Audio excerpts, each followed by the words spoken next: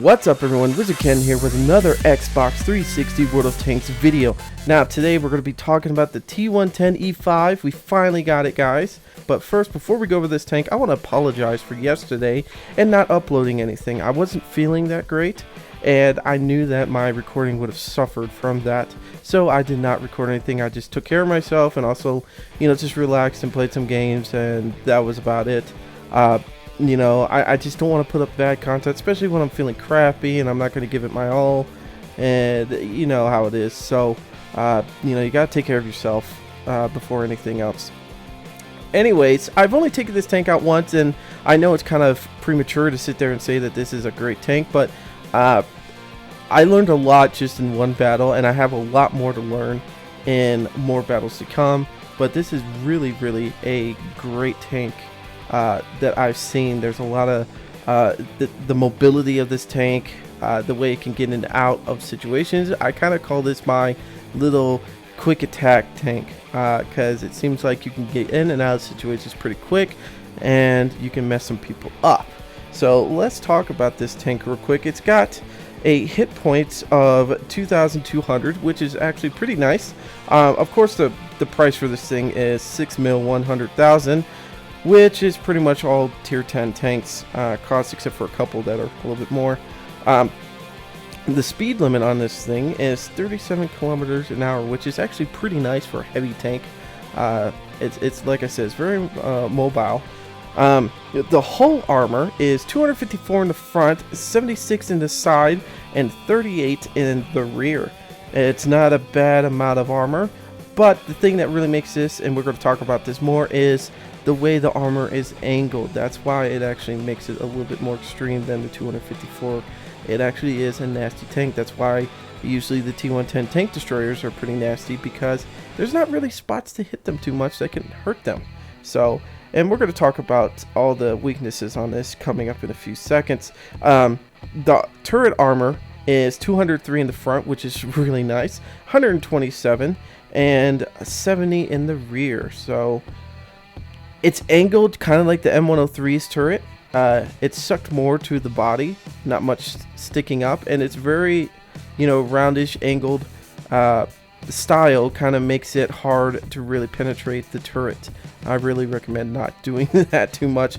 Even the sides I've ricocheted a lot on certain tanks. The rear seems to be pretty nice, but like I said, we'll talk about that in a little bit. The traverse speed, this is something I really wanted to talk about, is traverse speed is basically, being able to turn left or right as quickly as possible and stuff like that. That allows you to, if you're sitting still, how quickly you can make your turn right or left without moving. It's 32 degrees a second. This is really, really awesome, because this tank, the 32 degrees a second, really makes this tank really deadly, because it can switch positions which way it's pointing very quickly. And that's why this can make this a very deadly tank if used right. Now, I'm still learning this tank and how to use it in its best abilities, like which rounds to use and this and that. But right now, I'm very happy with the, the play style. I still have a lot more to research on this, and I can't wait to really put this tank to the max. It's really, really awesome. Now, the damage is about 400. We'll talk about a little bit more of that when we get into the other screen. The pen is about 258, and the rate of fire is 5.47 rounds a minute, which is actually pretty badass for this tank. That's almost 6 rounds a minute, which is pretty fast. I like it a lot. It seems like it, and plus with the loader and everything else added onto this tank, makes it a little bit quicker. Now, this was just average damage and average penetration with the standard shells. This is not heat rounds, and like I said, we'll talk about that in a second. So I'm going to show you, as we always do. Let's start on the armor and talk about the different hit points and stuff like that. So let's zoom in here real quick. Now, looking at the front of this tank, we're going to start on the lower plate, and I want you guys to notice something, and I'm going to have pictures up here like I usually do to help represent what I'm talking about. Now, you can see actually there's 6 headlights in the front. Right underneath there is the lower plate, if you guys didn't know what the lower plate was. Now, you could see there's like two little anchor weights on either side, kind of like hooks that, or round areas that you can hook chains to and pull this tank out of mud, or I don't know exactly what they're used for, but we're going to just call that. So right there, the two little round things, you can see them. You see the holes on each side. Underneath there's these little like L looking shaped things. From the round anchor points all the way down to those L looking things, that is actually a non-penetrational part. This is one thing that I've hated about this tank when I face it, is that you really have to shoot underneath that. And like I said, I will show pictures of this, but really it is nasty tank because you can't hit right there on the lower plate. You really have to shoot even further underneath, which gives you a chance of actually ricocheting even more. The lower you have to shoot, the harder it is sometimes to hit tanks like this. So that's why this is a nasty tank, because of the way it's angled and stuff like that, and plus that little bit of extra armor on that lower plate that stops people from really doing a lot of damage. Now, of course, you can see the little viewports right there where you can hurt the driver and stuff. And then also, right underneath that, of course, you could shoot inside the turret ring and damage inside there, right underneath the barrel and stuff like that. So that's, but those are really hard spots to hit. That's why, even for me, unless I'm using heat rounds, like if I'm using my FV, I'll shoot this thing straight on almost. I'll try to aim for the lower plate, but it usually hits somewhere else because the FV is just, the accuracy with those HESH rounds are terrible sometimes. But the lower plate is what I try for when I'm playing with my IS-7, which I usually do pretty decently, but sometimes I do hit that 1 foot of lower plate armor that cannot be penned, and it sucks ass. Now, looking at the very top, you could see that there is the hatch that's sticking up, and that one right there is like the commander and gunner, loader, stuff like that area that you could kind of hurt down there, but it's not really going to damage the tank too much. I mean, you could, I've seen people damage it there, but a lot of times I've seen them ricochet too. So in the front, there's not really too many weak spots, except for that really lower plate. Everything else is very hard to hit, and we're talking about, you know, doing a range of like 150 to 250 meters out, where your accuracy is going to suffer unless you really have a tank destroyer that has really great accuracy, kind of like the Waffentrager E100. Now, going to the side here, same thing. The side of the turret can knock out the the gunner or the commander and stuff like that. Now, there's like a little light thing on the side. I don't know exactly what that thing is, but we're going to call it a little light on the side. Just in front of that, you can also shoot there, which will also hurt commanders and stuff like that. Looking to the back, where that little like gas tank is, and there's like a little miniature hatch on the back, you can also hit there and also hurt the turret, but not too much on the side of the turrets unless you actually have the pen to be able to go through it. But then, like I said, you still have to worry about, look at that, how it's angled. It's going to ricochet here and there. So no real spaced armor on this tank. Everything's pretty much exposed on the side area. So if you can hit anywhere, if you look at this little light like we were talking about on the turret, bring it all the way down, and you look at the where the tracks are, actually that part of the hull armor that you can actually see. So right underneath the light, straight at the hull where the tracks are, from there all the way to the back end of the hull, you can actually catch this thing on fire. So that's a good spot to hit if you want to catch this thing on fire. It's hard to do because, of course, you're aiming at tracks. The tracked area, there's not a lot of real gappage there. I mean, it kind of looks big here, but from far away, that is a kind of a hard spot. It's trying to like hit the lower plate with this thing. You're going to probably hit the tracks, and he's probably not going to take all the damage to his hull. He'll probably take a lot of it into the tracks. So a very hard spot to hit. Of course, you can hit the front, we'll just call that spoke wheel, and then the rear spoke wheel. Those can actually do some damage too if you hit there. But not too much you can do here. Now, Same thing again, if you look at that light, go to where the track area is, where the hole, where you can see the hole from that light all the way to the front is actually the ammo area, and you can actually ammo rack this tank there if you really hit them in the side. I've seen it. Actually just played a game where a waffle shot a guy in the tracks here and actually got to ammo rack him. So, but like I said, this is a very hard spot to hit with this tank. Now, looking at the rear, pretty much all of this back end area between the tracks, we'll just call this the lower plated area. All of this right here can knock out the engines, catch it on fire, stuff like that, like normal. Also, the very top right of the turret, from if you cut it in half and look at the right side of it, you can pretty much ammo rack this too, because there is some ammo that is being stored up there too to be able to put into the gun. It's a very nasty spot to hit too and ammo rack this thing, but of course that would have to involve you getting behind this tank. So good luck on that one. Now, same thing as the other side. The same areas are, you know, just as exposed, and the weak spots. So basically, the back left half of the hole can catch this thing on fire, and the back or the front right portion of the hole can actually ammo rack this thing and blow it up. But really, the soft sides of this thing, it really doesn't have soft sides. This is a very nasty tank all around. I will tell you that this is a very nasty tank if it's played right and properly. You guys have seen where groups of these tanks and the TD ones can put a pounding on you. I mean, just think of, a couple of the E5s and then some of the tank destroyers ganging up on you.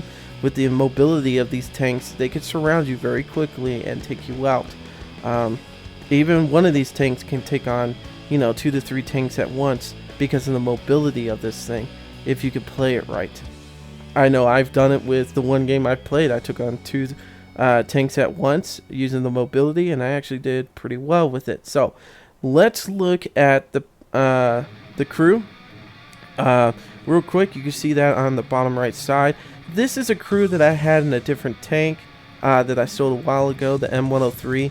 I wasn't really upgrading the crew in the right way. As you can see, I'm actually going to be unlocking the camo on this thing, which is really not the greatest thing for this tank because the camo's not going to be that great. But I will be unlocking 6 sets and then some other things too that will help this tank out, which I'm going to go over that real quickly with this. So right now these are all the different things I had, Deadeye and stuff like that. Jack of all trades, brother in arms. These all help you out, mentor. But the real ones I want to get is, of course, repairs. You need repairs on tanks like this. You need to be getting back into the fight when you get shot up. My next one actually will be 6 cents and then repairs, because 6 cents will save your life in the end. After that, I'm probably going to do preventable maintenance just to help with that. Also, smooth ride, since this tank can move pretty fast. I will be using this so I can shoot on the run. Clutch braking, very nice thing to have. Off-roading, of course you need that for some of those boggy areas like the swamps and stuff like that. You're going to want that for this tank, especially if you want to get through it really quickly and get on the other side and keep fighting. So, enough about the crew. Let's talk about the consumables. Now, right now I'm just using 32 armor piercing rounds, so standard rounds, and then we're going to be doing the high explosive rounds. Now, I was thinking about using heat. Let me know in the comments, guys, what you use with this tank. Let me know what you feel is really good. Like I said, I haven't really read up on this tank and done my research yet to see what is the best way to run this tank. Of course, we are going to be doing more videos talking about what I've learned and how to best use this tank, or at least my personal opinion of how to best use this tank.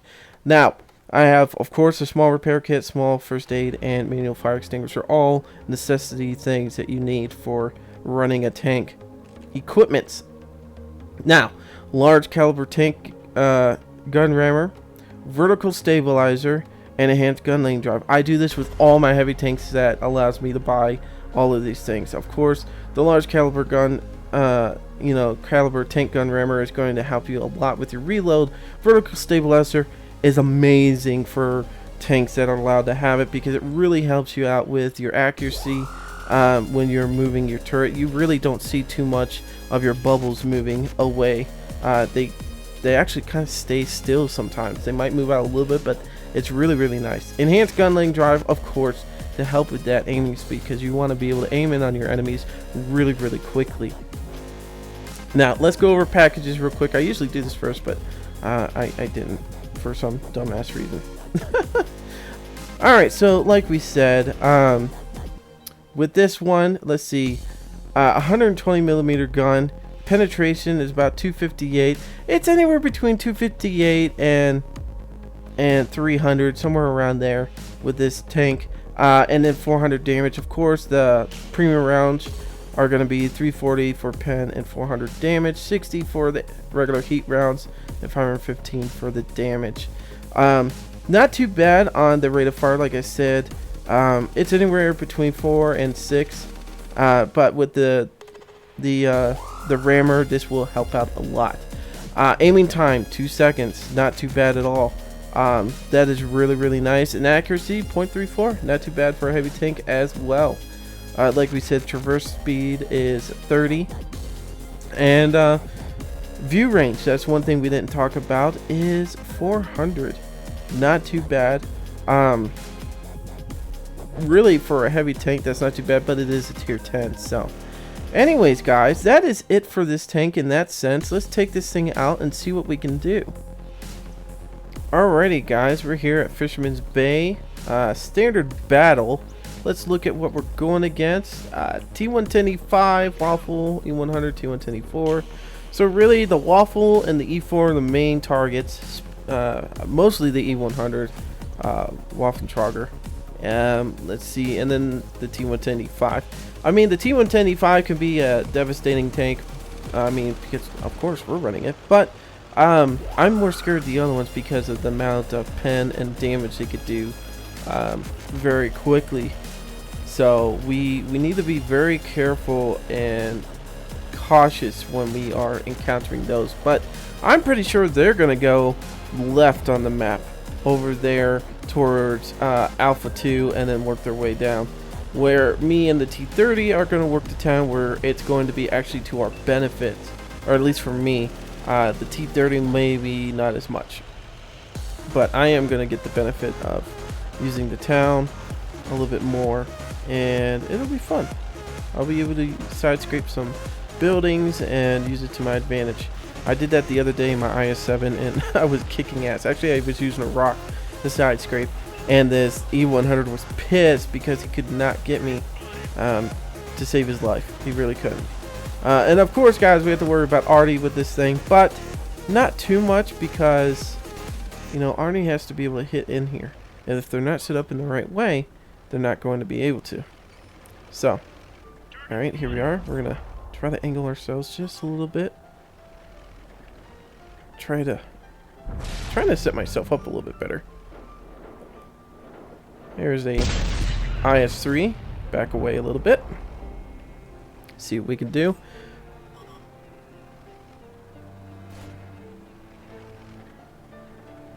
Alright. There we go. Pretty decent position. There we go. Tiger 2 is going to get it. I should be focusing on the T110E5. You bastard, you still got me. I need to angle myself a little bit more. Probably not the best angle still, but yeah, eat shit. Now run away. Damn, he is getting me good. Oh, there's the T110E4. Now, what we could possibly do is sneak around this little bastard if we can. And that's what I'm going to try to do. What is that? The Tiger 2's coming around. Might be a problem, but at least then... Ooh, shit. There we go. Eat that, Panther 2. Yeah, I'm going to sit right here and protect my lower plate. You can kiss my ass.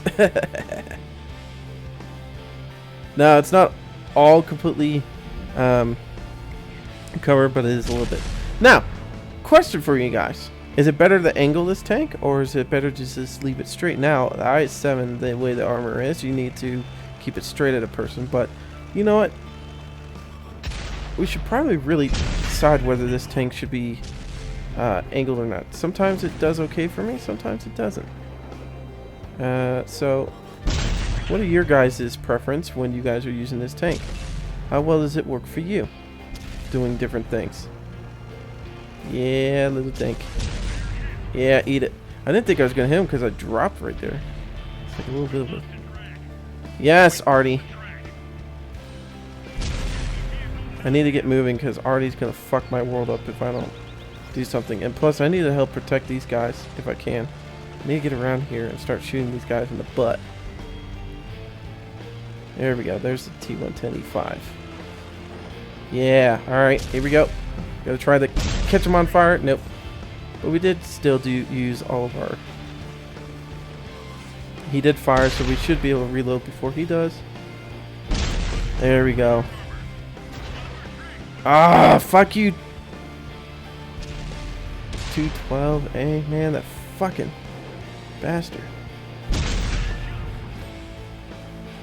Alright. I need to get close to this fucking house so I don't get my ass shot up.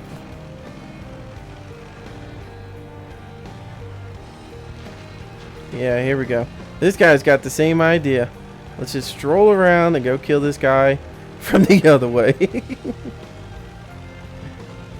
Let's just stroll around and see what we can do. Hopefully, we won't get our asses handed to us. And yes, I am going to keep flying through here because I'm going to hope that he's looking the other way. And he is, kids. Oh! I tried it. I tried. Tried my best. I tried my best. Sorry, guys. I screwed it up. God damn, he is accurate as a motherfucker. He is fucking accurate as a motherfucker. And I'm pissed. Because I need to be over here helping my buddy out. And I'm getting fucked over. There we go. Here we go. Alright, let's get up here. Please let me hit him. Please let me hit him. Please let me hit him. Boop! Yeah! Good job, buddy. Good job. Yes, I loved being spotted after the fact. So, now to find Artie. Yeah, Artie, you missed. What are you, anyways? Ooh, George Washington Tiger P. Alrighty, let's get in here and tear this little asshole up. Because I need some revenge on these fucking Arties. Don't tell me he's drowning himself, is he? No. Of course I turned off my fucking cruise control. I'm telling you, I am going to send a petition so that Wargaming puts radios in here so we can listen to our music. Alrighty, not bad. We came in third. 4,000 damage. See, this is actually, like, we were able to get around the buildings quick. We were able to come around the other guys. We really tore some people up. We didn't stay still. That's what I like about this tank. Now, I still have to learn the best angling for it. Stuff like that. As you guys saw, I suffered a little bit. The T110E5 was able to hit me a couple of times and stuff like that. But once we started getting back into the groove, we were actually taking some people on, taking people out. Especially... You know, that E50M really helped me out a lot. He was my backup. He did great helping me out. I thought it was awesome that somebody was reading my mind. Like, hey, let's just circle around this guy. Let's confuse him. And we did a great job doing that. So, alright, shots fired. 13 hits, 12 and 12 pens. So, very, very good.